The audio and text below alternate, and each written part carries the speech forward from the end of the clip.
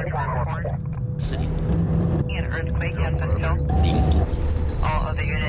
，0度，下地震。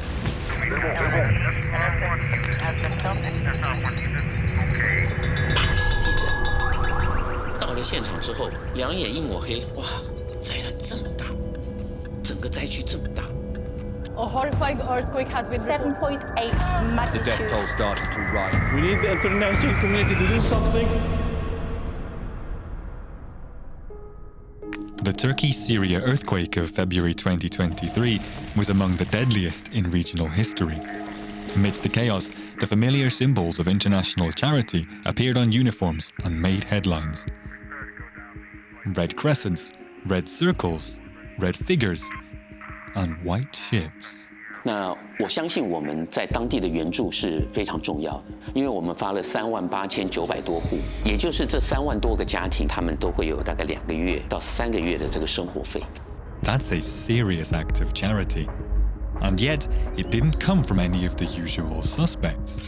That white ship of compassion, its hold full of cash, belongs to Tzu Chi, a Taiwanese Buddhist group founded by Dharma master Cheng in 1966 as an informal network of housewives saving 2 cents a day for neighborhood charity work. But just 30 years later, Tzu Chi, it's almost like an octopus organization, right? It penetrates so many different fields. After 2000, Tzu Chi already, it's so big and so well organized and so well endowed that at many occasions we can see it's almost a surrogate state. Here we were supposed to be teaching these people about how to do civil society right. And I actually thought, well, we nothing to teach them, they could teach us. Not only do outsiders have much to learn, there's a popular feeling in Taiwan that Tzu Chi regularly schools the government. In the aftermath of what Taiwanese media came to call the quake of the century in 1999, the government suffered heavy criticism for perceived callousness. While victims in distant mountainous regions waited days for rescue, the cabinet was pulling out all the stops to restore power at chip fabs in the relatively unscathed north. There was no official program to deal with the bodies of victims, and sanitation just got worse and worse as the days dragged on. By contrast, it took Tzu Chi just 3 minutes after the initial shock to set up its first disaster relief center. Just 1 hour later, it had established 30 more. Immediately, the organization was delivering cash payments to the destitute and hot meals to all. Not only were large freezers brought in to preserve bodies, Tzu Chi mobilized its grassroots network to console and counsel the bereaved. And when all the dust was settled, the organization set about rebuilding 51 destroyed schools.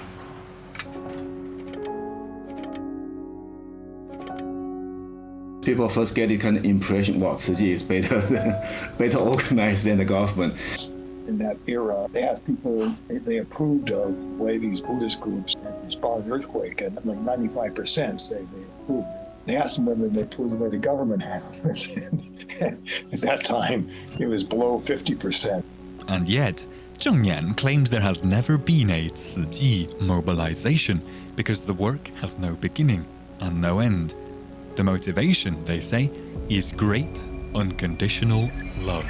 But does unconditional love explain how a million-strong, government-besting global octopus grew from a community-sized baby squid in less than 40 years? And in a world still reeling from revelations about the Catholic Church, how much faith should remain in the unconditional love of organized religion? Welcome to TaiwanPlus Finding Formosa, the $1 billion Buddhists.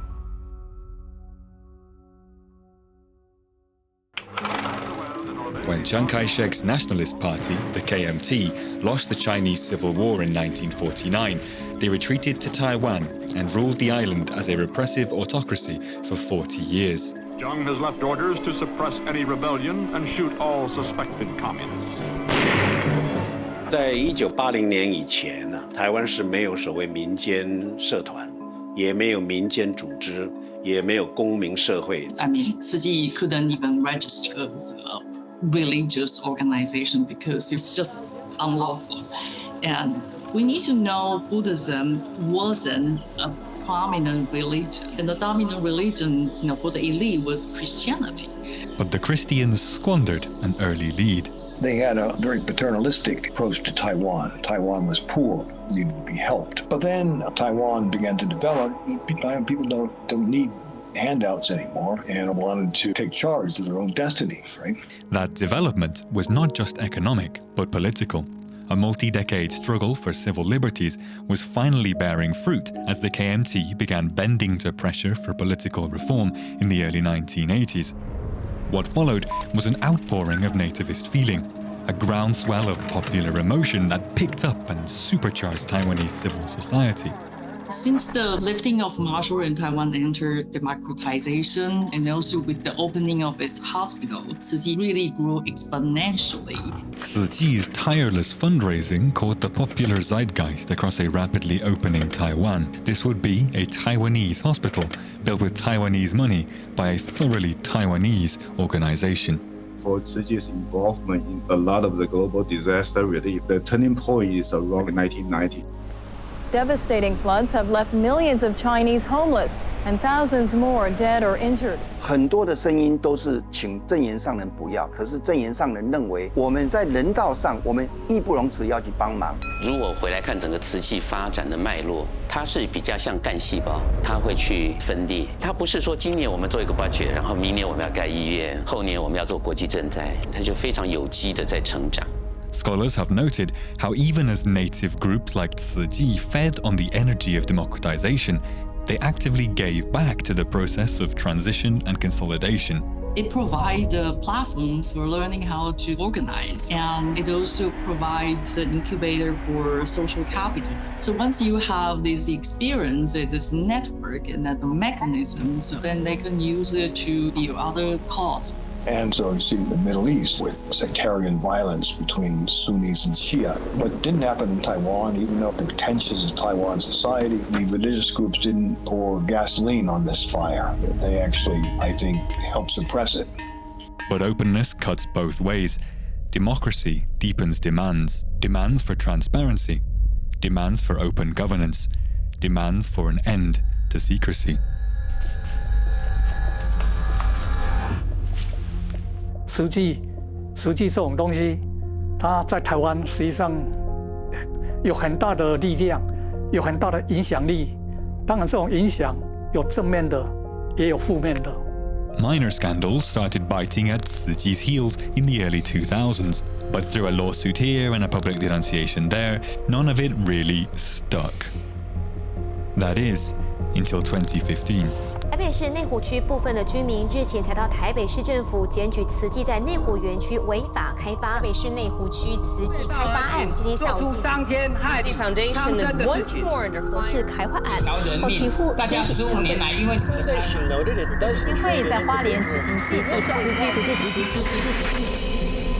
This was a PR firestorm. Tzu Chi was subject to the ire of an entire nation in radio soundbites, TV presentations, and online satire. 虽然说名义上是内湖开发案的事件，但是它其实就一次引爆了所有慈济可能过去被认为它吸收了太多捐款这件事情的一个争议就浮出台面来。然后他们就开始去检讨说，那慈济的资金啊、它的捐款啊、捐款的管理啦、捐款的流向啊，全部都把它拿出来讨论。And yet, for all the sound and fury, an outside observer would struggle to understand the outrage. In fact, no substantive transgression was ever brought to light by official investigators. After 2010, we find there's this kind of anti-Tzu Chi movement. Especially intertwined with political sentiment. As political participation widened in Taiwan, new expectations for transparent governance began to squeeze out the old paternalism of interpersonal power. 正言法师的这个宣导，比如说要重视家庭关系啦，要孝顺父母啦，这个是世俗化的儒家思想，而不见得是所谓佛家的理论。That's all good. Except you get a generational difference. And so for younger generations, some of these quote-unquote Confucian methods get turned into wanshi and insider dealing and all this kind of thing. And people who are not part of the elite or don't see themselves part of the elite, don't want to be part of this elite, sort of turn against it or become critical, right?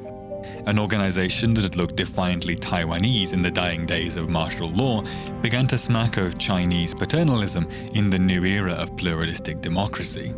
In part, this was because Tzu Chi had become heavily embroiled in China.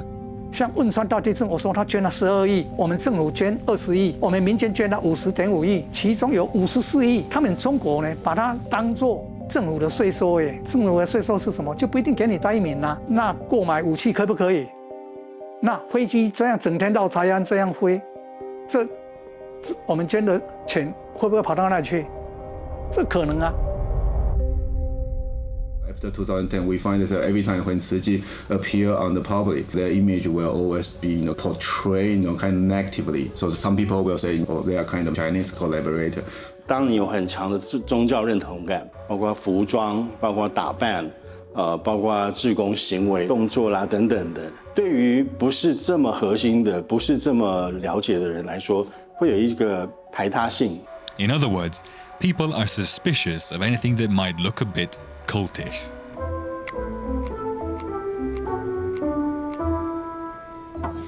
But for all its cultish trappings, its hierarchy, and its billions and billions of dollars, Tzu Chi seems to be truly genuine in its motives. 当慢慢的一次一次的听正言上人在讲人生的价值、佛教的教义的时候，大家会感觉的，我为人情做什么有意义的事，这个变成了他生命里面更大的一个价值感。